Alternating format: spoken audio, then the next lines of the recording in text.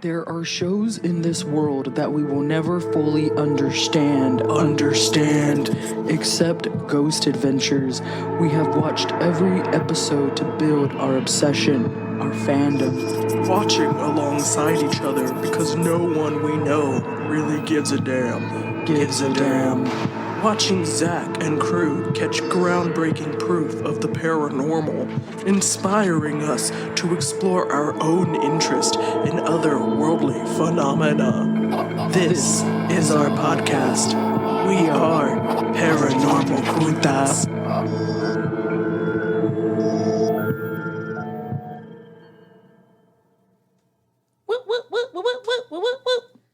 Hey, it's me, Leah.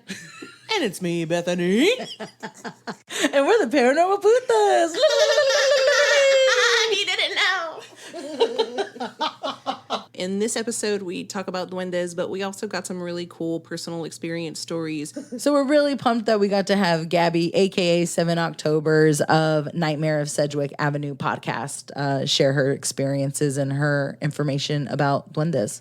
We also got to have Ayden of the podcast Susto on, and it was such a hoot to have him. One, he's awesome energy. Two, he educated us like no one's fucking business. Made me feel real dumb. Thanks, Ayden. So we hope you guys enjoy this one. And we are so excited today, and we might be on our third mimosa, but we're really pumped to have the one, the only Ayden of Susto in the house. Hey, ghoul friends. Yeah. He said it. Show done. Shut it down. That's it. All right, I'll collect my check and go now. I was going to say, how much do we got to pay you? Oh my God, thank you all for having me. Yay! No, thank you for being here. We're super pumped to have you included in this episode where we're going to be talking duendes. Those little fucks. What'd you call me? Yeah, so as Leah said, today we are talking about duendes. And if you don't know what they are, we're gonna fucking tell you! So, a duende is an elf-like creature, or some say, there's all kinds of shit about these little guys. It's a humanoid figure of folklore, and there are so many variations of it. So in like Latin America and South America, they're going to be called duendes. In other cultures, we know them as leprechauns, dwarves, or gnomes. So duendes are also known to be like these little creatures that a lot of the time I read that they cause trouble. Sometimes they can be helpful, like help you find your way out of the woods. Now, I have not figured out or found out like why they decide to do one or the other. Are they just born this way? Maybe it's Maybelline. But one thing that I found was really cool, is the word duende itself.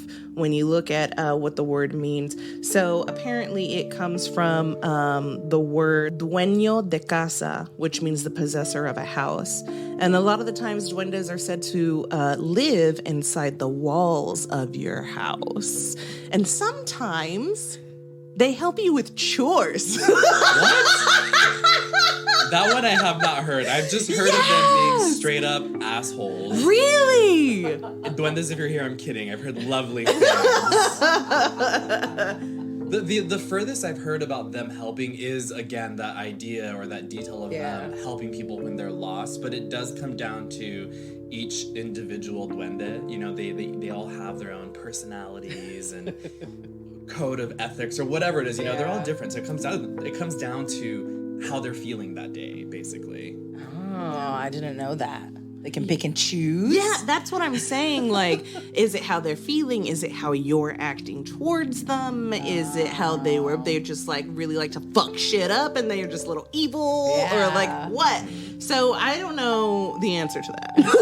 Yeah, well, they're also said to be protectors of the forest or wherever they're dwelling, because they're also, again, depending on who you're asking or which culture you're speaking to, they're either inside your walls or they're protectors of nature, of like forest, jungle, whatever. So again, it comes down to how you're behaving. So if you're disrespecting where they assume is their threshold, basically, then, you know, they're going to disrespect you right back. That kind of, I feel like that tracks with them helping keep the house clean and shit, because they're like, this is my house. Yeah. And also with the whole, like, you know, them being named after, like, the possessor of the house or the master of the house, you know?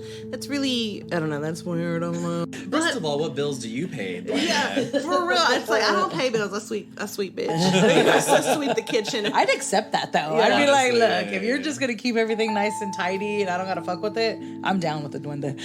But we Down mostly, with the duende. but mostly we hear about them causing mischief. Like, they'll misplace things, right? And you have a story about that, you know.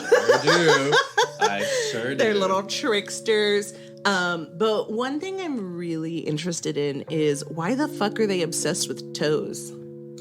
That's okay. So when I was doing my research again for today, I saw that, and the thing that led to it was they're said to clip the toenails of, the word was unkempt children. So, and the idea is that, well, you know, sometimes they just like either lose control or they can't see, or, you know, for whatever reason they accidentally cut a toe off.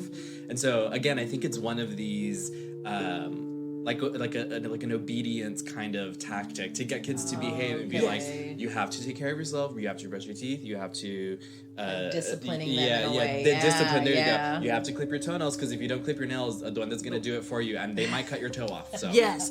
He says, I love that you led us in this direction. Because another thing that I read about was duendes harassing women, like in particular, like more often than not, you know? I have a list here of things that say, like, what duendes are said to do.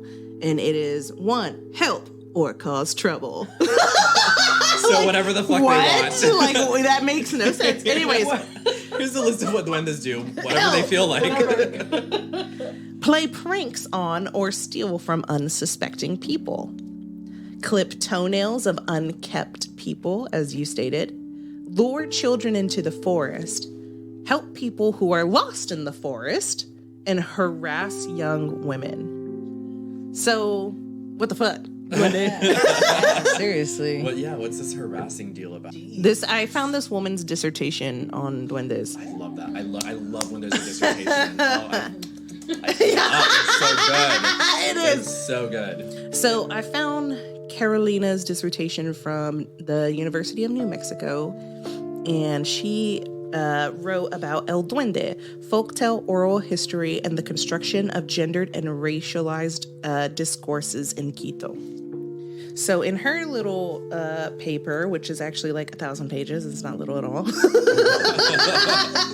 So you read it all since it's so little. I know, right. She does talk about how duendes kind of target women. She talks to multiple people and kind of like gets their stories of, their duende stories, because we all know these folk tales and folklores differ between people and cultures all around the world. So in this one, she talks to someone named Carlos Lastra. Knows of a story of El Duende in which he tries to take women and chases beautiful women and girls. These women were described as women with long hair and green eyes. So women would avoid going out at night and would cut their hair short. He also heard of a female duende who followed drunk men, or men who spend too much time at their work and neglect their families, or are womanizers. He was told that the female duende was also small. On whether El Duende is female or male, Lastra thinks it is the same duende transforming itself depending on the objective to achieve. Forms of whatever it's trying to, achieve or attack or stalk, or that's wild. They're always shapeshifters. That's a game changer, man. Yeah. Always. So I actually have a list of duendes' abilities. Oh my god. One of those things. So apparently they have innate invisibility. So I guess they're just like always invisible unless they want to show themselves. They can shrink themselves to the size of an insect. They can live in the dirt with bugs. And they also live in large groups in the jungle. They eat mostly things like fruits and figs. But, I guess they can transform. But either way, I thought it was interesting that, they have like in this story, in this guy's culture, they have a goal to, keep men in line, stay at home with your family, quit being, a drunk. Yeah. And then with the women, it's like, don't stay out late at night. Don't be a woman. I don't know. Right. But as per usual, this shit always fucking comes up in these. We talked about it at The Girl Who Dances with the Devil. Yeah. And now here we are, full fucking circle, again, trying to keep the women in line. Yeah, that's wild. That is interesting. I will say also, something that I noticed with this is it's always kind of like one of two things. It's either women need to be kept in line and there's this cryptid or this spirit that's doing it, or men are being punished for being womanizers or abusive or drunkards, but they're always being punished by a female spirit or cryptid. Yeah. So I'm like, where are the men duendes holding the human men accountable? Why are they making the woman duendes do the work for them? And it might sound kind of funny, but like that's the reality. Is that not reflecting what happens in the real world? Yeah. Yes. Women are expected to do the work. Do all the work. Yeah, keep everybody in line. But yeah, I just thought that was kind of interesting, that, I don't know, duendes seem to kind of be all over the fucking place, Yeah, I can't, definitely. I feel like I can't pin them down, the things we know for sure, they're tiny. Invisible. And right? they can be invisible. And they can either be tricksters or they can help you. And how they, the regards in which they help you, who fucking knows? It's either cleaning your house or keeping your husband in line. I don't know. Or keeping you inside the house, keeping it clean. Yeah. If you're a woman. But yeah, how weird is that, like, to force women to cut their hair to be less alluring, the women have to do the work, it's your fault that, guys can't, handle their own emotions when you wear that tiny skirt. Well, why are you dressing that way? Huh? Yeah. Why do you look like that? Well, actually, you're ugly and I didn't mean it. That's so true. Stupidest. Yeah. That detail reminds me, though, the cutting of the hair to, I guess, be unattractive to the duende. It reminds me of a story that I covered. I think it was El Sombreron. I forgot which area of the world he's from, but the lore is that he serenades young women outside of their windows and he makes them fall deeply in love with them to the point where they can't function, they can't eat, they can't live without him. But he's attracted to women with long hair, and that he'll cut their braids. He'll cut their hair, like have them braid their hair and cut it off, and he keeps the braids. So that's like a thing that they do in that story is in order to keep him away is they cut their own hair, they keep their hair short. That's interesting. That connection is there. Yeah. El Sombreron, he's from, it says Guatemala, but this also says that he's a goblin. Ooh. Same realm, right? Like the kind of goblins and duendes and trolls and leprechauns. We're basically academics. We're doing science in here. You guys are. I'm just I'm drinking my mimosa. No, I love it. Duende is said to only appear to single women either on remote roads, rural villages, or underneath nance trees, or when women are alone in their houses. The duende is an enamorado, a playboy, who offers many gifts and wealth to girls so that they go away with him. If a girl does not recognize the duende and accepts anything he offers her, then she will remain enchanted by his evil powers. It is said that because of the tricks of the duende, some girls have become mute and even mentally impaired. If the girls do not pay attention to the duende, then he chases them about. He throws little rocks to their windows at night and also throws cow dung on them. If it is said that the duende appears to a girl, the best thing she can do is remain calm, to act in a friendly way. And when the duende offers wealth to her, the girl must ask him to bring her something impossible. The most common thing to ask the duende to bring is a basket filled with water from a river. As it is impossible to fill the basket with water, then the duende will disappear due to the frustration and he will never return to bother the girl who requests such a gift from him. Just like a man. Just to give up as soon as he's given a mildly difficult task. He says, nah, I'm out. Again, it's that, you weren't even that cute anyway. Yeah. I'm going to throw cow dung at you now, bitch. Right. Like, what? Oh my I'm going to throw cow dung at you. my He can't take the rejection. Truly. Here's some cow shit, Oh my bitch. God, what a toxic man. Also, I will say though, another perspective, if some short king came up to me and was offering me gifts and wealth, I might take it. Yeah. Okay. I might say, all right, you're gonna take care of me. See how this plays out. I don't know. I mean, I'm into it.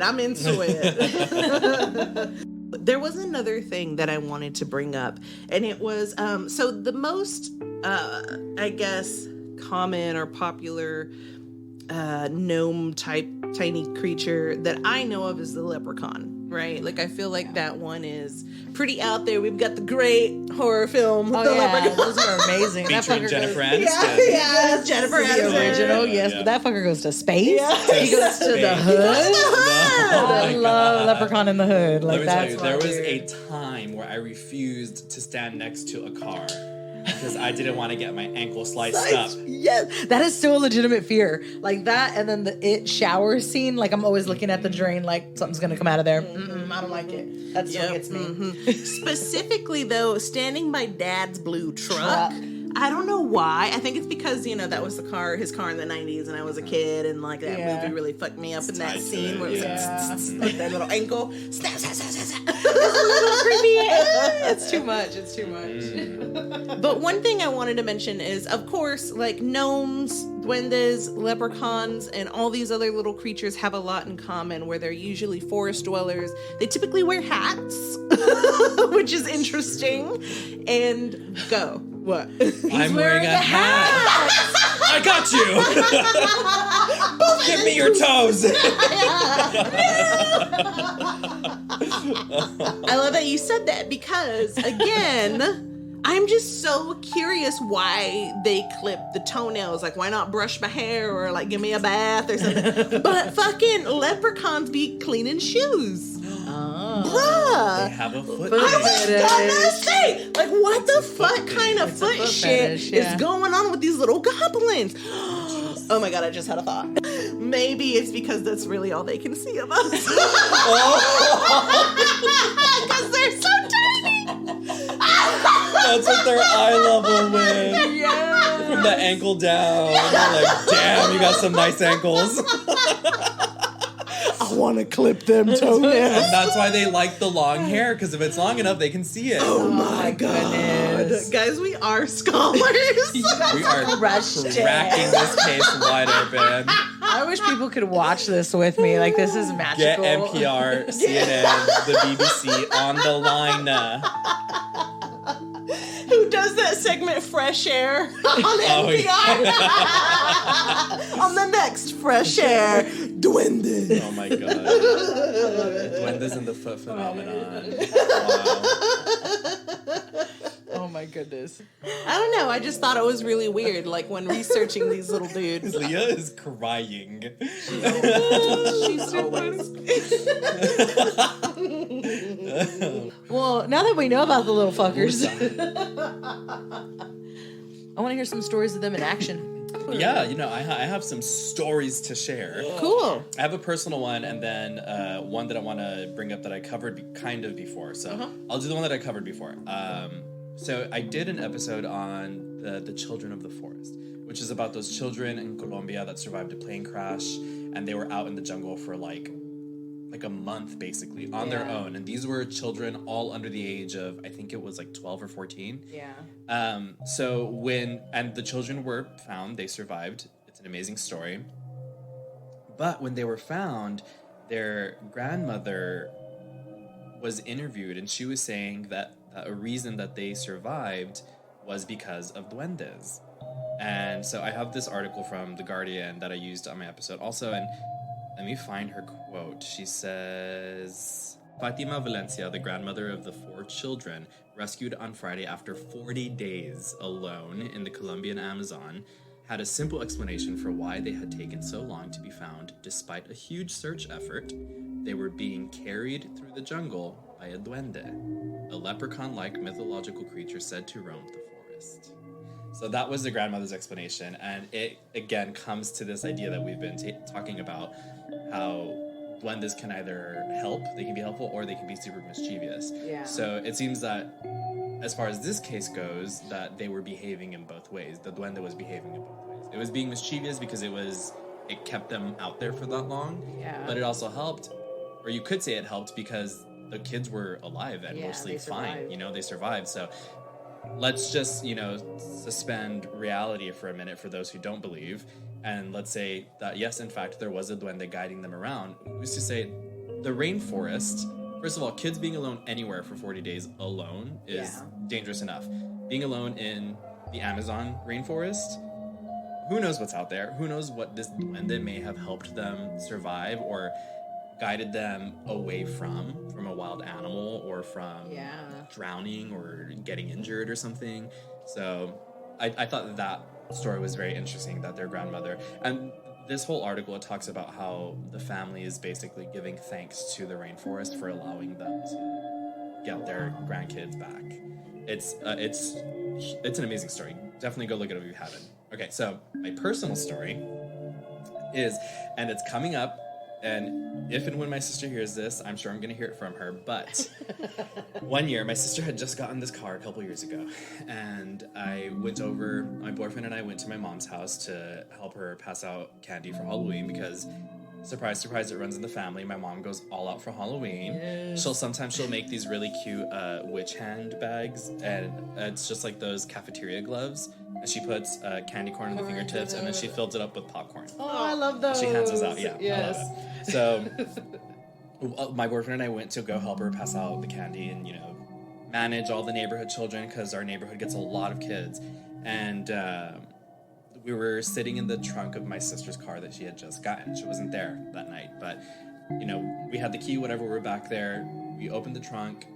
We had the key in for a little bit to have the, music going. And then we said, you know what, let's not kill her battery.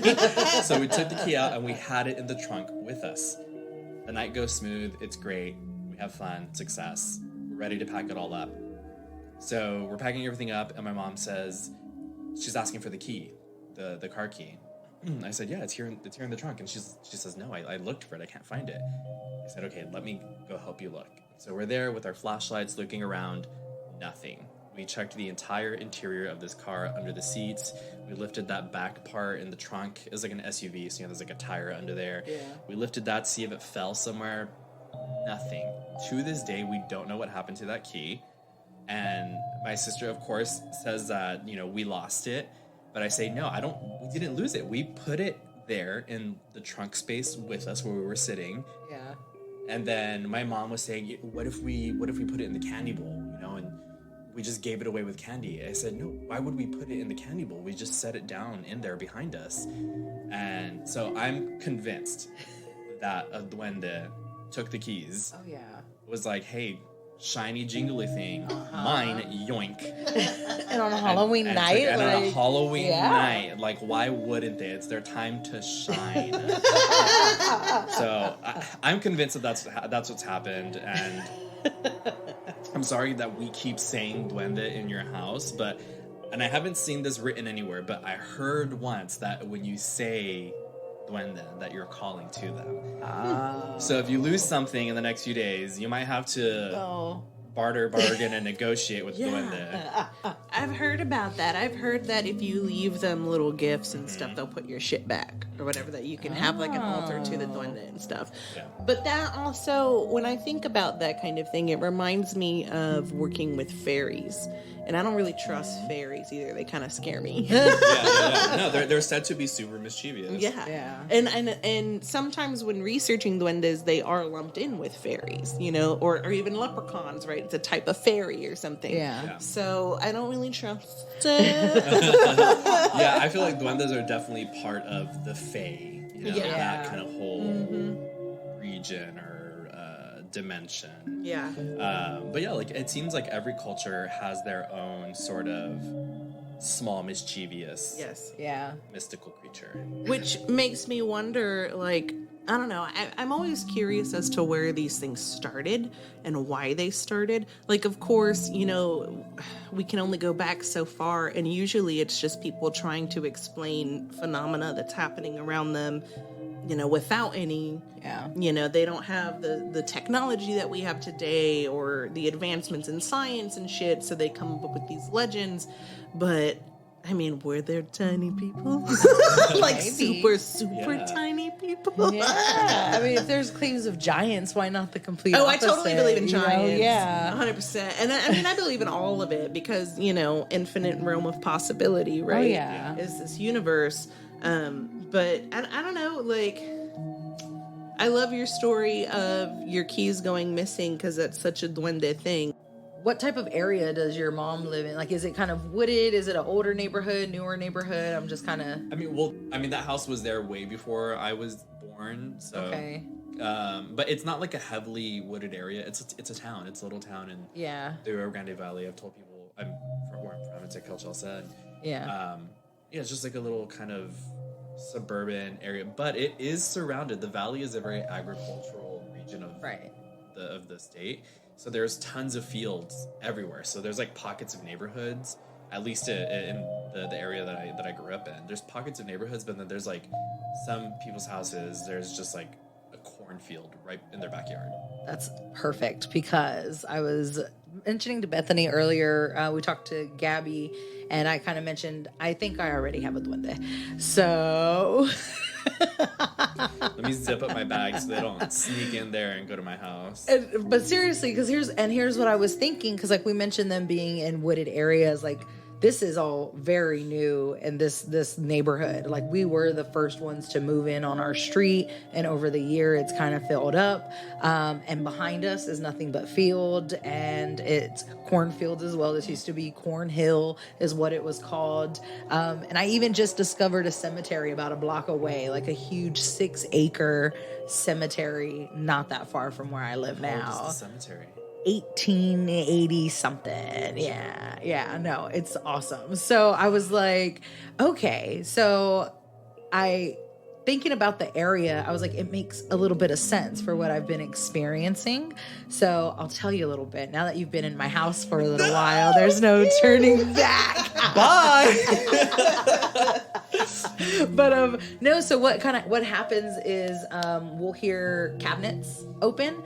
And Chums is with me, and he's the only pet in the house. So like, and I'll be alone. And I like, as we were telling like the history or what we know about them, I'm like, okay, they fuck with women when they're alone.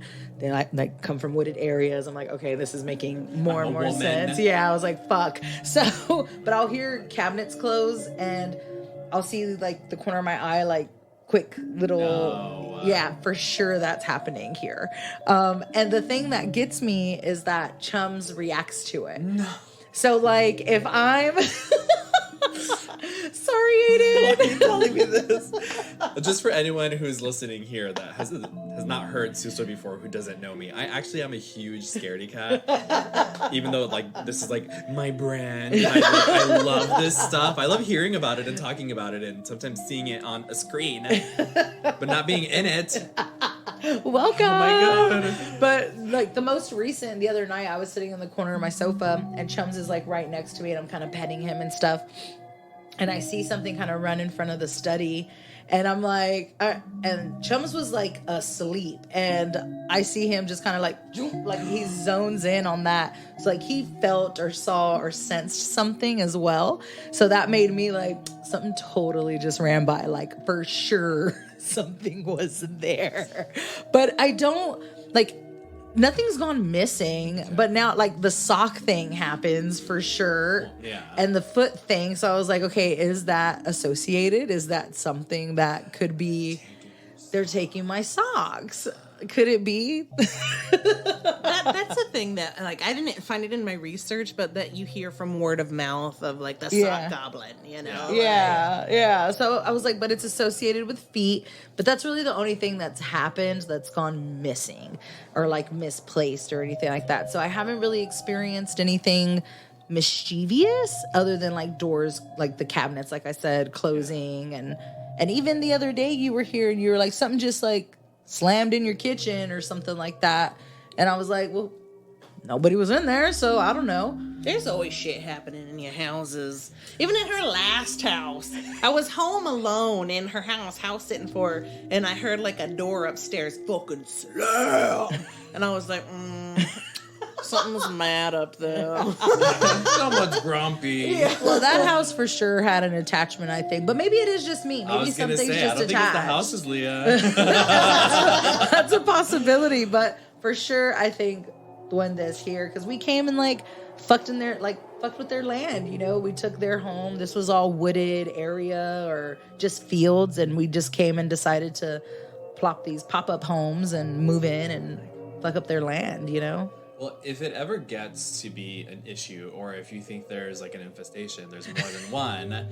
You might have this up also, Bethany. I've seen before that one way to kind of get rid of them or shoo them out of your house is, you mentioned the thing about leaving offerings for them. Yeah. If you want to play nice with them. Yeah. But I think can be like to get like a handful of offerings, like candies or like, something like something that they might be interested in taking, like keys, getting them, and then like kind of being like, going around your house, showing it off, being like, oh, look what I have. And then you go and you toss it out the back door and you leave it open so that they can run out and then slam it.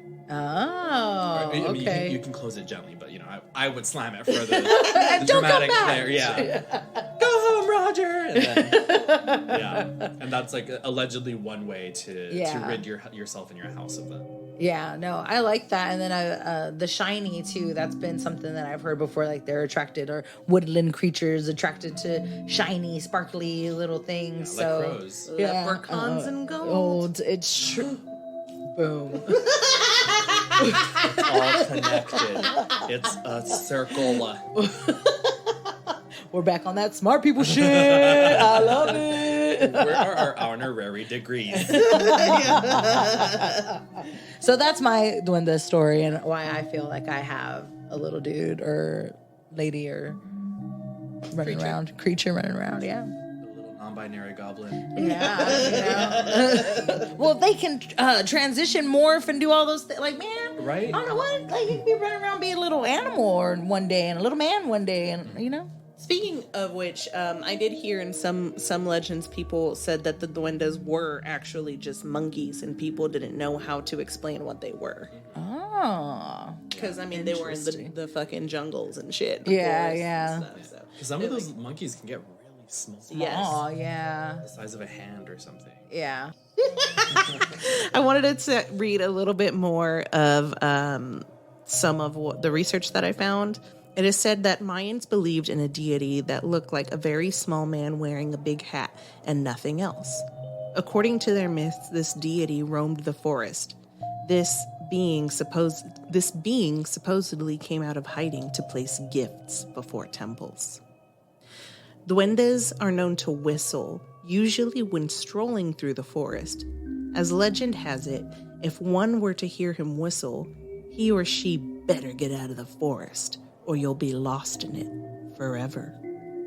El Duende is either a benevolent force or an evil entity. In places such as Guam or Belize, he will kidnap kids. In other places, he is protecting them. In other cases, he's guarding the forest and animals from wrongdoers. Some physical features were also added. He had a cane or a long beard.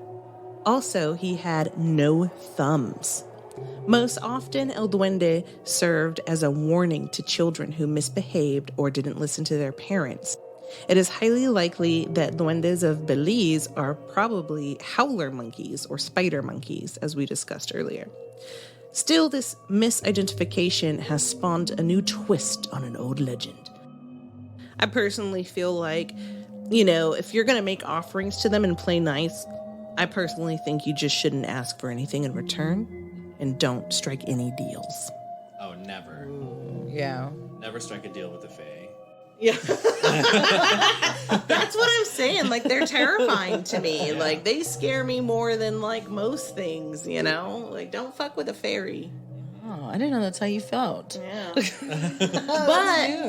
I would totally have like some kind of something outside for fairies or duendes, so like a little house and like give them little treats or something. But I ain't gonna ask you for shit. Yeah. You stay away from me.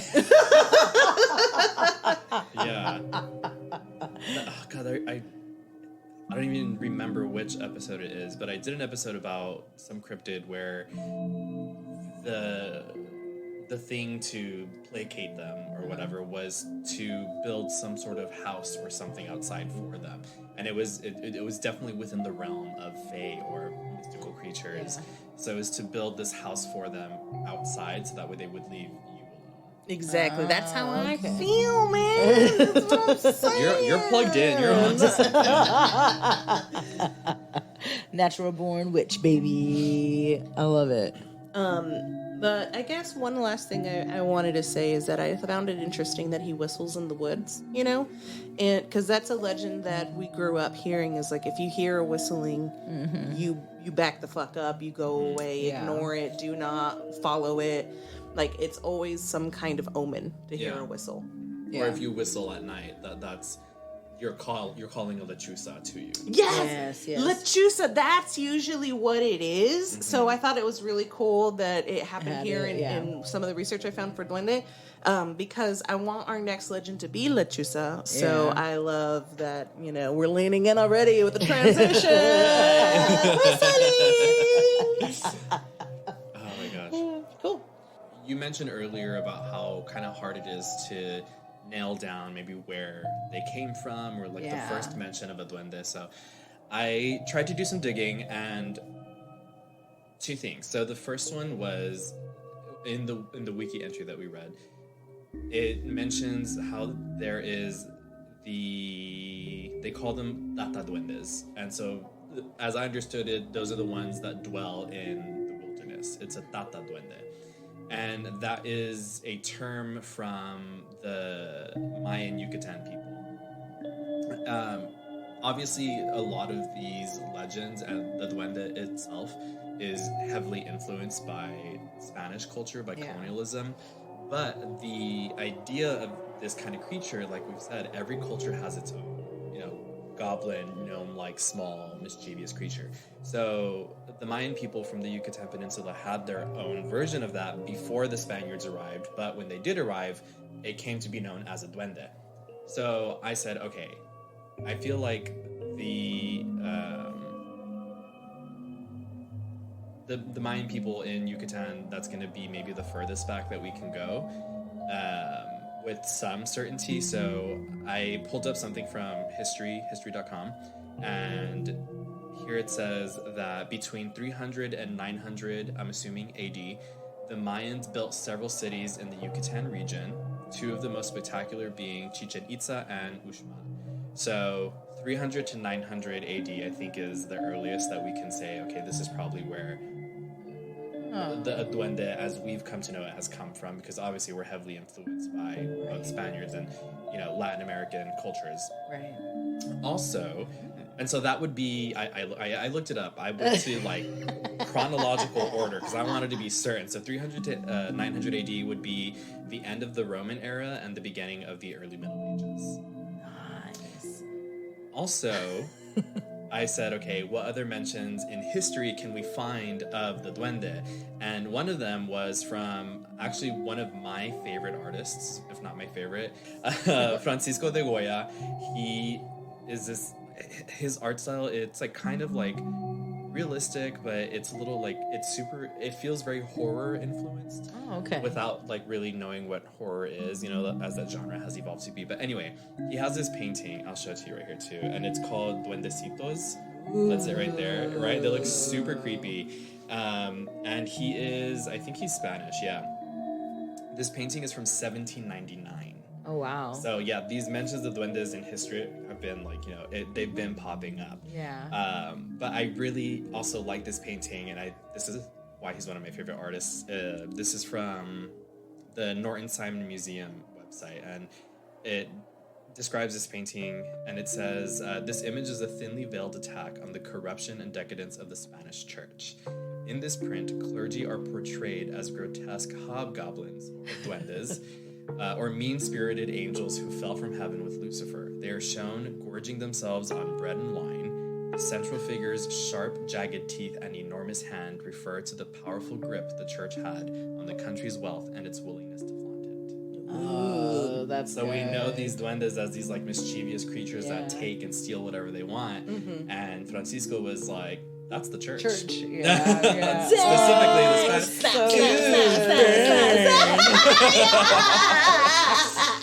So yeah, That's so good. Yeah, those are two, I think, really good points in history that we could pinpoint how a duende was being portrayed to people, right? Yeah. So it was this creature in the Mayan Yucatan people, 300 to 900 AD, and then again, really popular, I'm assuming, in the 1800s, 1799, in Francisco's painting. Yeah. No? That's badass. That is really cool.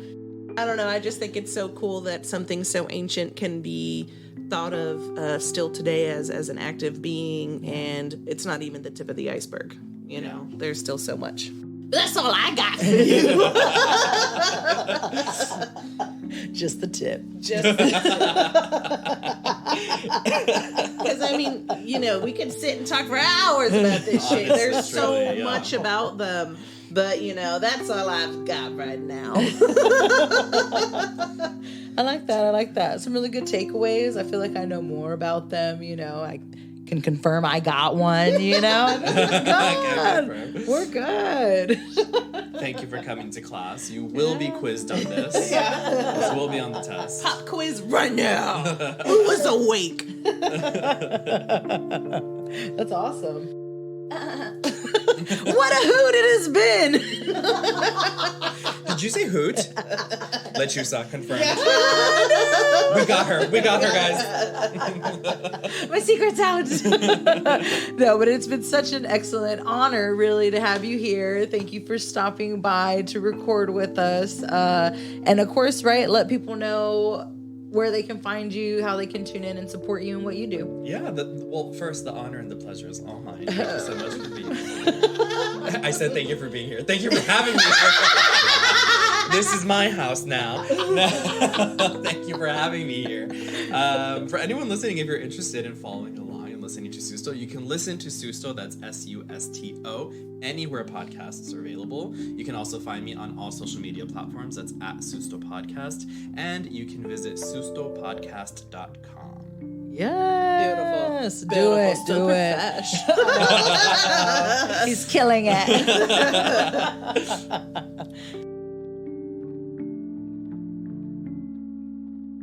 We are so excited to be here today. We have Gaby, aka 7Octoberz, in the house.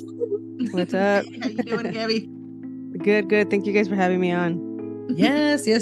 And for those that do not know, Gaby actually featured us on her podcast not that long ago, right? Like, I don't know, a couple months ago? Yeah. Maybe like May, June or something. I can't remember. Yeah, I know. I was like, I don't know, it was sometime this year. Yeah. But it was very cool. We definitely want everybody to go check it out. Nightmare on Sedgwick Avenue. It's such a cool combination of horror and hip hop and just everything culture, and we love it. And that's why we were so excited, one, to bring you back, and two, because in our first conversation you mentioned a little bit about duendes, and that is what we want to talk about with you today. Cool. So we were wondering how you first heard about them or how they were presented to you. Right. Yeah. Growing up like in a Mexican household, I think like you hear a bunch of like supernatural and like legends. Like my grandma was big on like leyendas, so she would like tell us like storytelling. She was a good storyteller, and I kind of wish like when she was alive that we would have documented. I think I told you guys when I had you guys on my podcast, like it would have been cool, because a lot of that stuff is like I kind of remember some of it, but I was so young. I was like 7, 8 or something when she would storytell to us, and so I'm thinking some of it came from her. Other like also like talking to other people that had similar like experiences, but probably just like because the supernatural has always been part of like my, I guess, our culture, so I somehow knew about it. And then when the whole experience happened to me, I was like, oh, that's what it was, and that's all I could like articulate to like see what it could have been, like a supernatural entity or whatever it was. I'm kind of interested because in our research and what we're doing for the feature on Duendes, like they can be either presented as like this noble, nice little creature who's trying to guide you through the woods, or they're like chopping off toenails and, you know, collecting. Like, I don't know, it's really weird. Like we're digging into the folklore a little bit more. So like growing up, or like when you're first kind of presented these things, how were they represented to you? Were these good little creatures or bad little creatures? Yeah, I mean, I remember watching like Snow White and the Seven Dwarfs, right? Like that's a part, like, because gnomes is like a whole different, there's like different like subs, right? Like I'm pretty sure in your research, like there's like fairies, gnomes, dwarf, like it's so many different names, but they're all kind of the same part of the family, I guess, right? Right. So obviously growing up, I saw like the goods and the bads like in movies, or like when, like I said, like my grandma would like tell like leyendas and stuff like that. But I remember like after my experiences, when mine happened, I was like maybe like 11 years old, I think, because it was like in summer camp. But I remember hearing other stories, and I can also share some of those because I would always share this story because it's like the only like supernatural story I have. And when I would say that story, like I heard other people like had similar encounters with these beings or whatever they are. But yeah, like I guess it's a little bit of both, I guess, like good and bad. Oh yeah, for sure. Well, cool. Well, then would you go ahead and share with us your personal experience? Yeah, so this happened again. It was like I was in 6th grade, and here in San Diego, we go to 6th grade camp. Obviously, if your parents allow you to. So luckily, we were able to, and it was like in Camp Palomar, which is like, I want to say like maybe 45 minutes or something from where I'm at.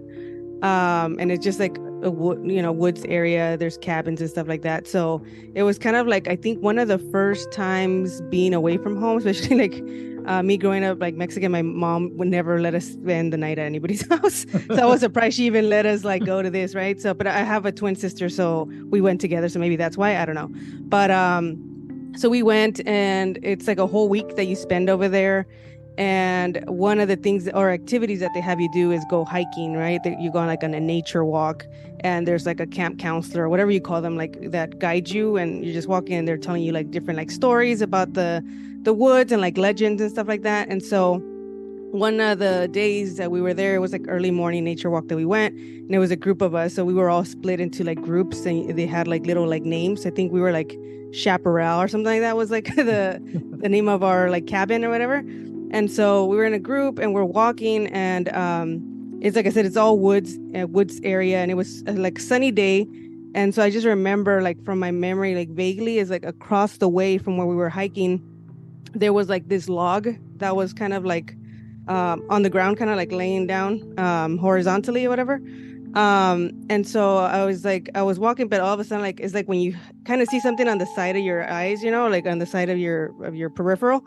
And so I was like, what is that? And so I turn around, and I see like this little figure, like maybe like 3-4 feet tall or something like that. And I don't know if maybe it's like my imagination too, because I was like, it had like a little hat, kind of like, here, I have like this little figure because I collect them just because I believe in it. But like a little gnome hat. But like a little gnome hat, right? And it was just like, it was running, and then it would like kind of like go hide down, like crouch down, and then it would start running again. And so at first I looked like around me, because we were short, but we were in that short. We were like 11 years old at that time. And so I was like maybe like 4 feet tall, maybe a little bit higher than that thing. It was like 2-3 feet tall. And I looked at my friends, and I'm like, okay, I don't see anybody like running or doing the same action, because I was like, and it's too far too to cast a shadow that far. So I'm like, it has to be something right next to the log. And so I asked my friend, I'm like, do you see that? And she's like, oh my God, I do. What is that? I'm like, I don't know. But we only saw the shadow. So I never really saw like the actual figure. It was like the shadow of whatever it was. And I remember there was like some story about like this thing called the weir. And I don't know if it was like a gnome, and I forgot honestly the legend of it. I have to like look into it again. But it had to do with like some kid that like lived there in the woods. It was like a legend of that camp. And so I don't know if it was that or what it was, but I was like, till this day, I was like, it was probably like a gnome. It had to be. And then they say, like the legend goes, like if you go look into the folklore, that a lot of kids are the ones that see these things. Like more, like there's obviously adults that have seen them, but it's more common that kids see them. I don't know, because if it's like a supernatural thing and we're just like more prone to that stuff. But yeah. Yeah, I mean, we talk about that, kids being more open to seeing things. Oh, yeah. But also I feel like they do, I don't know, in some of the legends they focus more on kids, like the gnomes themselves, Yeah. you know, because they'll guide kids into the forest or out and save them. Right. Or into the forest for malicious reasons. That's true. And they're like collecting little kids' toenails and shit. So maybe they just like kids, I don't know. Yeah.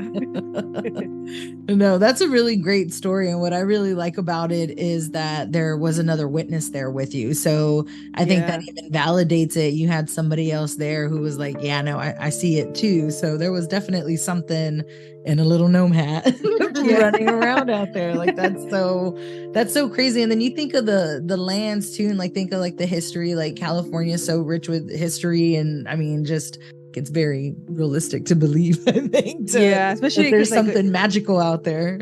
Exactly, like the woods, like nature for some reason, that's like where they tend to, I guess that's their environment, right? So I mean, I would believe that it is something there. I know every time I like pass around like woods or I'm in a car or something, I always think, I'm like, what if it's like they're there but I just can't see them anymore, you know, like as an adult. So yeah, it's interesting. I want to go back too. Maybe we'll see. I'll have to go back there. Bring them some offerings. Maybe they'll show themselves to you. Right. And I think I remember actually, now that you that asked that first question, where you're like, where do you remember like hearing about them or thinking about them? I remember, I don't know if you guys remember like those direct to like VHS films, and there was like some gnome like dwarf movies, and I can't remember on the top of my head what they were, but it was like it wasn't famous actors or anything. It was like just those like straight to VHS movies. Yeah. I think I remember watching those type of things like leprechauns and stuff like that, like somebody going to like Ireland or something. That was interesting though. But I mean, it plants a seed for sure. I mean, and these stories, go so far back, and it's like, well, they had to come from somewhere. Yeah, someone had to see something, or I guess just be really that creative to think of these little things. But no, there's just too much history and too many encounters that would suggest otherwise. Like these, there's something really out there. Oh yeah. I mean, definitely. I got sucked into like a YouTube hole of like all these videos from Mexico. Yeah. Talking about like Mexico, like I think I told you guys too, is like my fascination after that kind of grew even more after that encounter. So like in 2017, I went for the first time to Mexico City, but we took like a bus with the family. Like, so we did kind of like a little road trip behind, like heading to Mexico City. So my parents are from Michoacan, like a small town called Guanacareo. It's like a weird name, but from there we took pretty much like we rented out a bus for the family, and we kind of took the back roads, I guess you can say, to Mexico City, which I don't know how safe that was at the time, because I know it's kind of dangerous right now with the cartels and everything. But we went to like these little like small towns, and some of the towns there that are historic, they call them pueblos mágicos. It's like a historic name, how they call them over there. So I had never heard of that until like I went that one time, and I was like, oh, this is interesting. And so we were going down this highway, and there was like these like, kind of like exit promotion marketing thing, like banners or whatever. And it was like Museo de Duendes, and I was like, what the heck? And so I was like, I told my mom, like, we got to go there. And so this was like in Hidalgo, Mexico, for whoever's listening, in case you're interested. Like, it's the state is Hidalgo, and the little town is called the Huasca de Ocampo. And pretty much is like literally a museum for like dwarves or duendes, whatever you want to call them.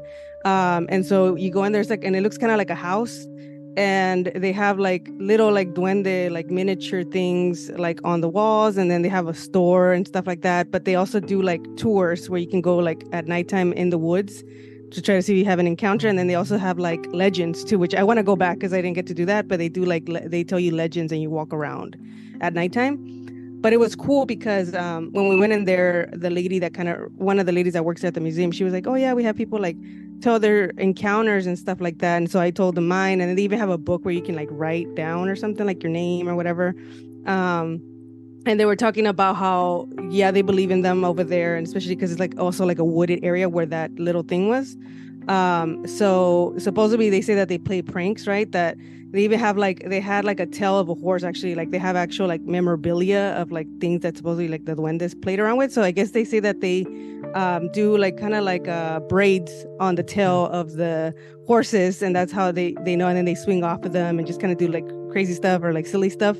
And so they actually had like one that was like actually like a braided hair of a horse. I was like, oh, that's interesting. And then one of the guys that was actually driving us, one of the guys that was driving the van, he was like, oh yeah, I have had an encounter. And I was like, oh wow. And so it's kind of crazy how like you don't really realize like the proximity too of like how people like have had encounters. So this guy, he said that one night he was just sleeping on his bed, and he's already like grown up, I guess. He was an adult. So that's why I'm saying like it's kind of, they show up to also like adults, not just kids. But I guess he was laying down, he felt something on top of his chest, and when he woke up, he saw the little gnome on top of him, and he grabbed it. And then the gnome was like, oh, let me go, whatever. He was like, I'll give you money or whatever. He's like, no, I don't want your money. I just want you to leave me alone. And then like it disappeared. It just never came back. But it's crazy. So I was like, and it was just how ironic was it that I came across that like museum that I had never even heard of. It was kind of crazy. That's cool. Yeah, no, that's really cool. I love that story. That's really funny. Just leave me alone. It really makes me think of, I don't know, Stephen King's Cat's Eye. Oh yeah. Oh yeah. I don't know if you remember that film well. Yes. It has that little gremlin that crawls up Drew Barrymore and like sucks the breath out of her as she's sleeping. Like that's what it makes me think of. And then the cat comes in and pushes it in a fan and kills it. And it's like this brutal, but it's this ugly little gremlin troll thing. And I think anytime I'm talking about duendes or see anything, that's always what I think about. And so when you're telling that story, that's what I imagine, like that little troll kind of jumping on his chest. That's so wild. That's so, and earlier you mentioned that as you shared your story, some other people shared stories with you. So do you have another one of those experiences or any one of those stories that really stuck out for you? Yeah, there's two that come to mind. So one of them was a guy that I went to high school with, and he grew up and was born in Mexico, I think. And so he said that when he was little, he remembers playing with like duendes. Like he's like, like now that I grow up, it's kind of creepy. But I'm like, I just remember playing with these little beings, and they also lived. He said they lived kind of near the woods. So I'm like, again, that's like the same story again, like all like the same like environment. I was like, oh wow, that's kind of creepy. And then the other one, which is again another story of like, I guess they can be also evil, right?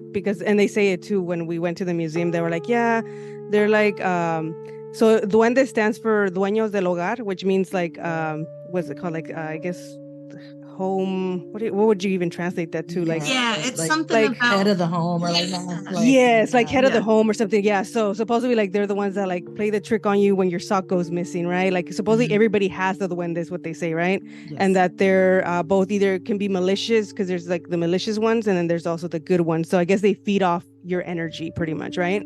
And so that kind of reminded me of the next story, because it was a coworker of mine. She said that she had these friends that were married, and they were pretty always like, they would seem to be happy, but they lived in Tijuana, I think is what she said. And all of a sudden, like they started having like these like marital issues, and it was just like a lot of negativity going on in the house, right?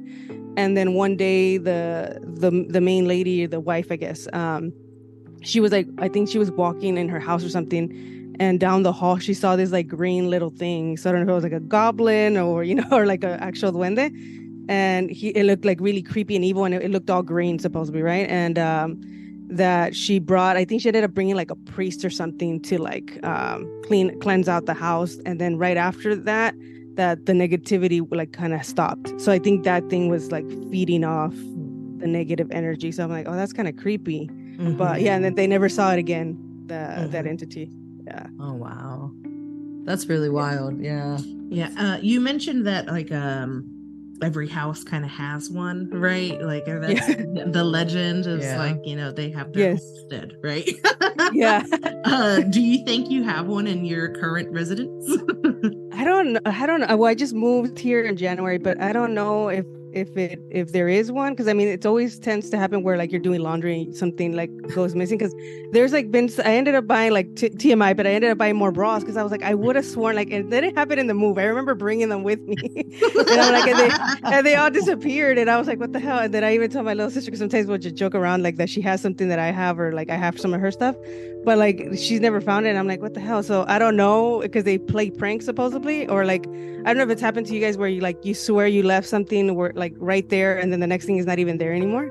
Yeah. So I don't know if it's that. And then just actually I was gonna tell you guys, just today it was kind of creepy. I was like, I don't know if it was a ghost though, because I was watching TV and I had a previous podcast, so I had prepped up everything already, and I have this Razer webcam. I don't know if you guys are familiar with it, but these webcams have like a ring light, but I have to turn it, like literally I have to like turn it with my hand to turn on the light. And so it's creepy. I was just watching TV in my room, and all of a sudden like the light turns on, but it's like literally somebody has to go and like turn it. And I was like, my sister, and I was like, maybe I was like a little inch, and like my sister like, no, like, so that was something. I was like, I don't know if because I'm gonna meet with the paranormal putas, like some entity came through the Zoom link. I don't know, but I was like, I was creepy. I was like, it's never happened to me, so I was like, I don't know what it is, but I'm like, you need to get out of here. That's awesome. Yeah, we love that. Sorry it happened to you, bro. That's great. Like it makes up for good content. It was like, we're ready for you. Come on. Well, I think that's really cool. And I think it's interesting that you asked that question, because I think that I have one. So I've been in this location now almost a year, and it is like a newly built kind of subdivision out in the middle of country Texas. So I'm about an hour out of Austin, and yeah, I feel like it's very short, but like it'll catch in the corner of my eye. Like I'll see something run and it's really low to the ground, and I'm like, okay, that's interesting. And I was hanging out one night with my cat, and I heard a cabinet like close, or like open and close, and I was just like, interesting. So like, and like it opened enough to make a noise, right? Because these are like new little soft close cabinets, like you have to slam them to hear something, or open it wide enough to have some force to it. So I was like, okay, that's weird. Like my cat reacted to it as well, and kind of like, I was like, all right, this isn't what's going on. So in my mind, I got something running around, fucking with my cat, and opening and slamming my damn cabinet doors. So nothing's really gone. Well, no, that's a lie. I now have a stack on top of my dryer of all the missing socks. All my I think we all do. Yeah.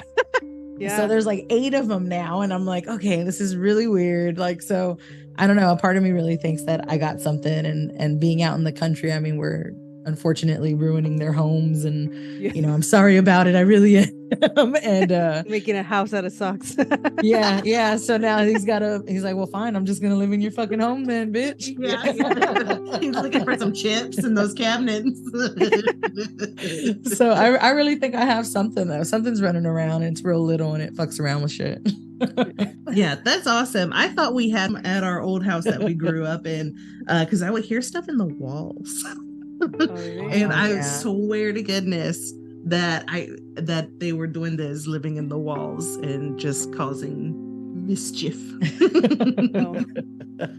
Was it like people under the stairs? Oh my goodness, yes. But it's true, man. Yeah, that place for sure had something in the walls. It could have been like rats or like raccoons or something. Like it was a real beat up old East Side house. So there was one point we had a whole hole in the floor, and we just threw a carpet over it, like, and you knew not to step right there. So who knows what was coming in and out of that fucking house. But that's really I think that's great. And I don't know if you have any like additional insights or anything regarding duendes, or anything you've heard. Yeah, insights, beliefs, stories. Yeah, or like, what do you really think that they are? Yeah, I don't know. Like, I know that they're for sure like supernatural, because they say that they have powers, like besides like causing like negativity and like, or the opposite of that, like positive energy or whatever. Like, I think that they also have like some sort of powers, probably. I mean, if they can feed off energy, I'm pretty sure they have some sort of like supernatural powers. I mean, if I found one, I'm gonna make all my wishes come true, you know. Like, but I'm hoping like it's a good one, you know. Like, I mean, I haven't had any like issues or anything like that here because, like I said, we just moved to this new house, and I feel like it's way better. So maybe it is such thing as like everybody has one in their house, right? They just can't see it because I remember like at my other house, because it's the first time we became homeowners, so I'm like kind of proud like that we finally have our own, and I have my own room finally, as you thank you. And so at the last house, I felt like it was like darker. Like, first of all, we were kind of like in a canyon, and so like the sun barely hit, so I felt like it was just, I don't know, I felt like, I told my mom like, are we vampires? You have the freaking curtains closed, and like it just looked so dark in there, and like it had like this like kind of like a little bit of a negative energy, I felt. But now with this house, it's like the light comes in, it's just brighter. We are closer to like also kind of, I guess, not the woods, but like down the road, it's like a hiking spot. Okay. And so I guess maybe, I don't know, I love being around that stuff. So, but like it's nicer and it feels different. So I don't know, maybe just the energy shifted, or hopefully we have like a nicer duende in our house. I don't know. No, I definitely believe that. Yes. Keep the light in there. Keep it. Yeah. It'll be good energy for sure. Yes. But yeah, I don't really have any more. I'm trying to think of anything else that I like, because I also have gone down the rabbit hole you're talking about, like going into the videos, because the videos are so silly, some of them. They're so silly. I mean, they're very entertaining. I watched it like 3 times. I think there was one too where they were playing like soccer. So they look like a Mexican house or something, yeah. and it just comes out of nowhere. And I was like, I think were they playing in the kitchen, right? You said, yes. Yeah, I've seen that one. But I'm like, how do you like? And then the funny part is like all these like supernatural things, like with the cameras we have nowadays, and then it's like really captured like low, like it's not, you can't even see them. Like, come on, like yeah. You should be able to capture it now. We have no excuse. Yeah. Oh, I totally agree. I was like, these are so like, I don't know, some of them are so fake, like yeah, like CGI or like, it's not moving right. It's not blended into the background enough. But they're so much fun to watch. I love it. Oh yeah, they are. But yeah, I think if that was really it, that we want to give you the opportunity. So again, thank you so much for hanging out and chatting with us about Duendes today. Let our listeners know where they can find you, what you got going on, and how they can keep up with you. Yeah, so you can find me on all social platforms under 7Octoberz, and that's the number 7 October and then Z at the end instead of an S. So 7Octoberz on all social media to keep up with the podcast. Like you guys mentioned, I had you guys on. It's Nightmare on Sedgwick Avenue, and you can find that also on YouTube and all streaming. And then I also have another podcast with my sister Melly, which is The Heartful Truth. So as you follow me, you'll see all that. And then I have merch too right now, like the Nightmare on Sedgwick Avenue logo. So I printed some merch. So if you guys want to support, hit me up. I do ship. Obviously, it'll cost the shipping and all that stuff. But yeah, and then I'm working on right now, hopefully having like a Halloween event. So we'll see. So I don't want to give out too much yet because I'm superstitious. But yeah, ironically, but yeah, thank you guys for having me on. I appreciate it. Well, thank you for making the time. We know you're a busy person, and it's an honor. So thank you for being here. Likewise.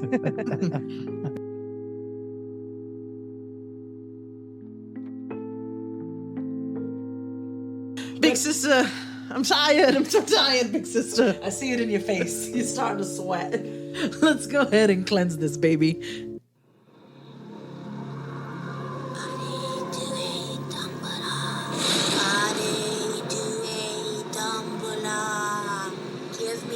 Power, I beg of you. Hare to a Dumbledore. Give me the power, I beg of you. L'avoir monsieur de Boischelio. Ce soir Etienne au bois de mort. Hare to a Dumbledore. Awake! Take a big deep breath in. Release that mother sucker out. Damn, that feels good. You're cleansed. I needed it. Thank you. I like unclenched. Unclench your butt cheeks. It's time to go home. But as always, I'm Bethany. And I'm Leah. And we're signing off with two besitos. From these patitos.